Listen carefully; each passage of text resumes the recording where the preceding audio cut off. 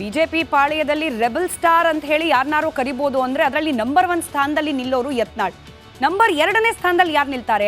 ಆಗಾಗ ಸ್ವಪಕ್ಷೀಯರ ವಿರುದ್ಧವೇ ಮಾತನಾಡ್ತಾ ಇದ್ದ, ಹಾಗೆ ನಾನು ಪಕ್ಷದಿಂದ ಆಚೆ ಕಾಲಿಡ್ಲಿಕ್ಕೆ ಸಿದ್ಧ ಅನ್ನೋ ಸಂದೇಶ ರವಾನೆ ಮಾಡ್ತಾ ಇದ್ದ ಮಾಜಿ ಸಚಿವ ಸೋಮಣ್ಣ. ಹೀಗೆ ಅಸಮಾಧಾನಗೊಂಡಿದ್ದ ಸೋಮಣ್ಣ ಅವರನ್ನ ಸಮಾಧಾನ ಪಡಿಸಲಿಕ್ಕೆ ರಾಜ್ಯಸಭೆಯ ಟಿಕೆಟ್ ಏನಾದರೂ ಕೊಡಬಹುದಾ ಅನ್ನೋ ಒಂದಷ್ಟು ಲೆಕ್ಕಾಚಾರಗಳು ನಡೀತಾ ಇತ್ತು. ಸೋಮಣ್ಣ ಅವರು ಕೂಡ ಬಿಜೆಪಿಯ ವರಿಷ್ಠ ನಾಯಕರನ್ನ ಭೇಟಿಯಾದ ಸಂದರ್ಭದಲ್ಲಿ ಇಂಥದ್ದೇ ಸಂದೇಶ ಹೊರಬಂದಿತ್ತು.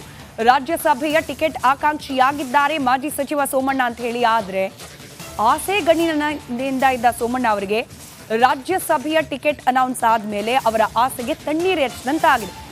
ರಾಜ್ಯಸಭಾ ಸ್ಥಾನಕ್ಕೆ ಬಿಜೆಪಿಯ ಅಭ್ಯರ್ಥಿಗಳ ಪಟ್ಟಿ ಪ್ರಕಟ ಆಗಿದೆ. ಅದರಲ್ಲಿ ಸೋಮಣ್ಣ ಅವರ ಹೆಸರು ಮಿಸ್ ಔಟ್ ಆಗಿದೆ.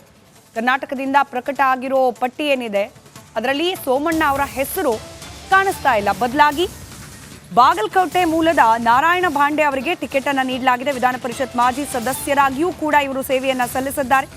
ರಾಜ್ಯಸಭಾ ಸ್ಥಾನಕ್ಕಾಗಿ ತೀವ್ರ ಲಾಭಿಯನ್ನ ಮಾಡಿದ್ರು ಸೋಮಣ್ಣ. ಅಮಿತ್ ಶಾ, ಜೆ.ಪಿ. ನಡ್ಡಾ ಭೇಟಿ ಕೂಡ ಮಾಡಿದ್ರು. ಆದರೆ ರಾಜ್ಯಸಭಾ ಟಿಕೆಟ್ ಮಿಸ್ ಆಗಿದೆ. ಹಾಗೆ ಮುಂದೆ ಲೋಕಸಭಾ ಟಿಕೆಟ್ ಏನಾದರೂ ಸಿಗತ್ತಾ ಸದ್ಯಕ್ಕಿರುವ ಕುತೂಹಲ. ಇನ್ನು 2ನೇ ಅಭ್ಯರ್ಥಿ ಕಣಕ್ಕೆ ಇಳಿಸುವ ರಿಸ್ಕ್ ಅನ್ನ ತೆಗೆದುಕೊಂಡಿಲ್ಲ ಹೈಕಮಾಂಡ್. ಅಳೆದು ತೂಗಿ ಲೆಕ್ಕಾಚಾರ ಹಾಕಿ ಒಬ್ಬ ಅಭ್ಯರ್ಥಿಯನ್ನ ಗೆಲ್ಲಿಸ್ಕೊಂಡು ಬರೋದು ನಿರಾಯಾಸ. ಹೀಗಾಗಿ 2ನೇ ಅಭ್ಯರ್ಥಿ ಬೇಡ ಅನ್ನೋ ಲೆಕ್ಕಾಚಾರ ಇರಬಹುದು. ಹೀಗಾಗಿ ಒಬ್ಬರೇ ಅಭ್ಯರ್ಥಿಯ ಹೆಸರನ್ನ ಕೋಟ್ ಮಾಡಲಾಗಿದೆ. ಆಶ್ಚರ್ಯ ಅನ್ನೋ ರೀತಿಯಲ್ಲಿ ರಾಜೀವ್ ಚಂದ್ರಶೇಖರ್ ಅವರ ಹೆಸರು ಕೂಡ ಮಿಸ್ ಔಟ್ ಆಗಿದೆ ಪಟ್ಟಿಯಲ್ಲಿ. ಅಚ್ಚರಿ ಅಭ್ಯರ್ಥಿಯನ್ನ ರಾಜ್ಯಸಭೆಗೆ ಕಳಿಸೋಕೆ ವರಿಷ್ಠರು ನಿರ್ಧರಿಸಿದ್ದಾರೆ. ವಿ ಸೋಮಣ್ಣ, ಶೆಟ್ಟರ್ ಸೇರಿದಂತೆ ಆಕಾಂಕ್ಷಿಗಳ ಪರ ವರಿಷ್ಠರು ನಿಂತಿಲ್ಲ ಅನ್ನೋದು ಸ್ಪಷ್ಟವಾಗಿದೆ. ಘೋಷಣೆಯಾಗಿರುವ ಏಕೈಕ ಹೆಸರು ನೀವೇನೋ ದೃಶ್ಯದಲ್ಲಿ ಗಮನಿಸ್ತಾ ಇದ್ದೀರಿ, ನಾರಾಯಣ ಭಾಂಡೆ ಅವರ ಹೆಸರನ್ನ ಮಾತ್ರ ಘೋಷಣೆ ಮಾಡಲಾಗಿದೆ. ಈ ಸಂಬಂಧ ನಾರಾಯಣ ಭಾಂಡೆ ಅವರು ಮಾತನಾಡಿದ್ದಾರೆ ಕೂಡ. ಏನು ಮಾತನಾಡಿದ್ದಾರೆ ಕೇಳಿಸ್ಕೊಳ್ಳೋಣ. ಭಾರತೀಯ ಜನತಾ ಪಾರ್ಟಿಯಲ್ಲಿ ಒಬ್ಬ ಸಾಮಾನ್ಯ ಕಾರ್ಯಕರ್ತನಿಗೆ ಗುರುತಿಸಿ ರಾಜ್ಯಸಭಾ ಅಂತಹ ಅತ್ಯಂತ ದೊಡ್ಡ ಸ್ಥಾನಮಾನವನ್ನು ಕೊಟ್ಟದ್ದು ಇದು ಕೇವಲ ಭಾರತೀಯ ಜನತಾ ಪಾರ್ಟಿಯಲ್ಲಿ ಮಾತ್ರ ಸಾಧ್ಯ. ಬೇರೆ ಕಡೆ ನಾವು ಇದನ್ನು ಅಪೇಕ್ಷೆ ಕೂಡ ಮಾಡಲಿಕ್ಕೆ ಆಗೋದಿಲ್ಲ. ಕಳೆದ ಅನೇಕ ವರ್ಷಗಳಿಂದ ಪಕ್ಷದಲ್ಲಿ ದುಡಿದದ್ದನ್ನು ನನ್ನ ಪಕ್ಷ ಗುರುತಿಸಿದೆ. ಭಾರತೀಯ ಜನತಾ ಪಾರ್ಟಿ ಸಾಮಾನ್ಯ ಕಾರ್ಯಕರ್ತರಿಗೂ ಕೂಡ ಬೆಲೆ ಕೊಡ್ತದೆ ಅನ್ನೋದಕ್ಕೆ ನನ್ನನ್ನು ರಾಜ್ಯಸಭಾ ಸದಸ್ಯರನ್ನಾಗಿ ನಿಯುಕ್ತಿ ಮಾಡಿದ್ದು ಒಂದು ಉದಾಹರಣೆ. ನನಗೆ ಇನ್ನೂ ಹೆಚ್ಚಿನ ಶಕ್ತಿ ತುಂಬಿತ್ತು ಪಕ್ಷ ಕೆಲಸ ಮಾಡುವ ಸಲುವಾಗಿ. ನನಗೆ ಖುಷಿಯಾಗಿದೆ.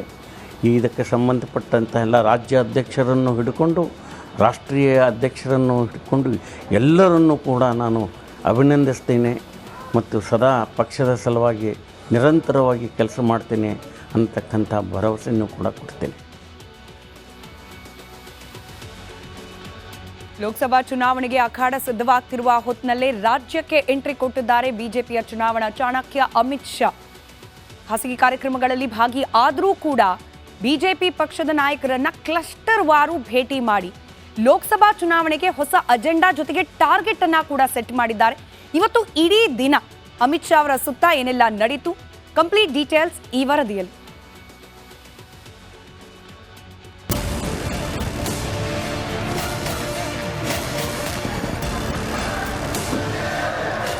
ಲೋಕಸಭೆ ಚುನಾವಣೆಗೆ ಅಖಾಡ ಈಗಿನಿಂದಲೇ ರಂಗೇರಿದೆ. ಕರುನಾಡಿನ ಜನರ ಮನಗೆಲ್ಲಲು ಬಿಜೆಪಿ ಭರ್ಜರಿ ಪ್ಲಾನ್ ಮಾಡ್ತಿದೆ.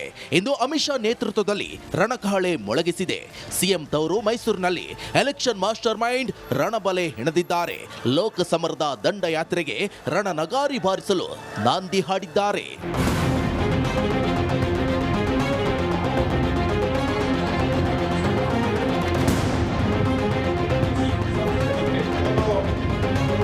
ಎರಡು 2023ರ ವಿಧಾನಸಭಾ ಚುನಾವಣೆ ಸೋತ ಬಳಿಕ ಮೊದಲ ಬಾರಿಗೆ ಅಮಿತ್ ಶಾ ರಾಜ್ಯಕ್ಕೆ ಆಗಮಿಸಿದ್ದಾರೆ.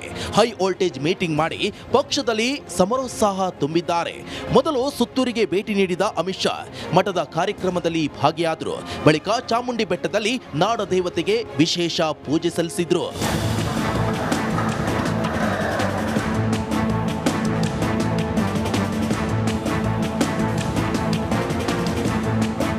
ಕೋರ್ ಕಮಿಟಿಗೂ ಮುನ್ನ ವಿಜೇಂದ್ರ ಜೊತೆ ಅಮಿತ್ ಶಾ 1-to-1 ಸಭೆ ನಡೆಸಿದ್ರು. ಮೈಸೂರಿನ ಖಾಸಗಿ ಹೋಟೆಲ್ನಲ್ಲಿ 10 ನಿಮಿಷಗಳ ಕಾಲ ಚರ್ಚೆ ನಡೆಸಿದ್ರು. ಲೋಕಸಭಾ ಕ್ಷೇತ್ರ ಮತ್ತು ವಾಸ್ತವ ಸ್ಥಿತಿ ಬಗ್ಗೆ ಮಾಹಿತಿ ಸಂಗ್ರಹಿಸಿದ್ರು.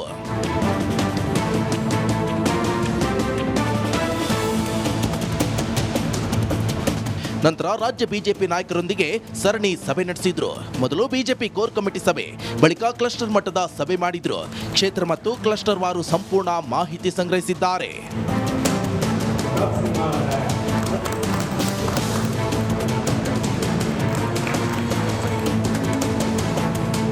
ಒಟ್ಟಾರೆ ಅಮಿತ್ ಶಾ ಭೇಟಿ ಬಳಿಕ ರಾಜ್ಯ ಬಿಜೆಪಿ ನಾಯಕರು ಹಾಗೂ ಕಾರ್ಯಕರ್ತರಲ್ಲಿ ಹೊಸ ಹುರುಪು ಬಂದಿದೆ. ಜೊತೆಗೆ ಮೈತ್ರಿಯಲ್ಲಿದ್ದ ಗೊಂದಲಗಳು ಕೂಡ ಬಗೆಹರಿಯುವ ನಿರೀಕ್ಷೆ ಇದೆ.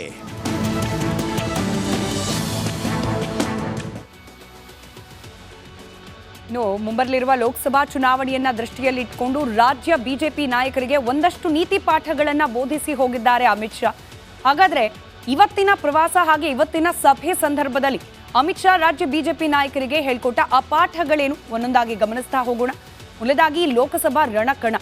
ಕಳೆದ ಬಾರಿ 25 ಸ್ಥಾನಗಳನ್ನ ಗೆಲ್ಲುವಲ್ಲಿ ಯಶಸ್ವಿಯಾಗಿದ್ದ ಬಿಜೆಪಿ ಪಕ್ಷಕ್ಕೆ ಈ ಬಾರಿ 28ಕ್ಕೆ 28 ಸ್ಥಾನವನ್ನ ಗೆಲ್ಲುವ ಒಂದು ದೊಡ್ಡ ಟಾಸ್ಕ್ ಅನ್ನ ಅಮಿತ್ ಶಾ ಕೊಟ್ಟು ಹೋಗಿದ್ದಾರೆ. ಇದಕ್ಕೆ ತಯಾರಿಯನ್ನ ಮಾಡಿಕೊಳ್ಳಿ ಅಂತ ಕೂಡ ಸೂಚನೆಯನ್ನ ನೀಡಿ ಹೋಗಿದ್ದಾರೆ. ಬ್ಯಾಕ್ ಟು ಬ್ಯಾಕ್ ಸರಣಿ ಮೀಟಿಂಗ್ಗಳನ್ನ ನಡೆಸಿದ್ದಾರೆ ಅಮಿತ್ ಶಾ. ರಾಜ್ಯ ನಾಯಕರಿಗೆ ಹೊಸ ಟಾಸ್ಕ್ ಅನ್ನ ಕೂಡ ಈ ಸರಣಿ ಮೀಟಿಂಗ್ನ ಸಂದರ್ಭದಲ್ಲಿ ನೀಡಿದ್ದಾರೆ. ವಾತಾವರಣದ ಬಗ್ಗೆ ಕೂಡ ಮಾತನಾಡಿದ್ದಾರೆ. ರಾಜ್ಯದಲ್ಲಿ ಚುನಾವಣೆಯನ್ನ ದೃಷ್ಟಿಯಲ್ಲಿ ಇಟ್ಕೊಂಡು ನೋಡೋದಾದ್ರೆ 28ಕ್ಕೆ 28 ಲೋಕಸಭಾ ಸ್ಥಾನಗಳನ್ನ ಗೆಲ್ಲುವಂತಹ ವಾತಾವರಣ ಬಿಜೆಪಿಗಿದೆ. ಹೀಗಾಗಿ ಆ 28 ಸ್ಥಾನಗಳನ್ನ ಗೆಲ್ಲುವಂತೆ ಸಂಘಟನೆ ಕಡೆ ಗಮನ ಕೊಡಿ. ಅಭ್ಯರ್ಥಿಯನ್ನ ಗೆಲ್ಲಿಸುವ ರಣತಂತ್ರ ನಂತರದಲ್ಲಿ ಮೊದಲಾಗಿ ಪಕ್ಷ ಸಂಘಟನೆ ಆಗಬೇಕು. ಬೂತ್ ಮಟ್ಟದಲ್ಲಿ ಕಾರ್ಯಕರ್ತರ ಮಟ್ಟದಲ್ಲಿ ಸಂಘಟನೆ ಆಗಬೇಕು. ಗೆಲುವಿನ ರಣೋತ್ಸಾಹ ಕಾರ್ಯಕರ್ತರವರೆಗೂ ಕೂಡ ತಲುಪಬೇಕು. ಅದರಂತೆ ನೀವು ಸಂಘಟನೆಗೆ ಮುಂದಾಗಿ ಅನ್ನೋ ಸೂಚನೆಯನ್ನ ನೀಡಿದ್ದಾರೆ. ಇದರ ಜೊತೆಗೆ ಕಳೆದ ಚುನಾವಣೆಗಿಂತ ಹೆಚ್ಚು ಸ್ಥಾನ ಗೆಲ್ಲಿಸೋದು ನಿಮ್ಮೆಲ್ಲರ ಜವಾಬ್ದಾರಿ ಅನ್ನೋ ಟಾಸ್ಕ್ ಅನ್ನ ಕೂಡ ನೀಡಿದ್ದಾರೆ.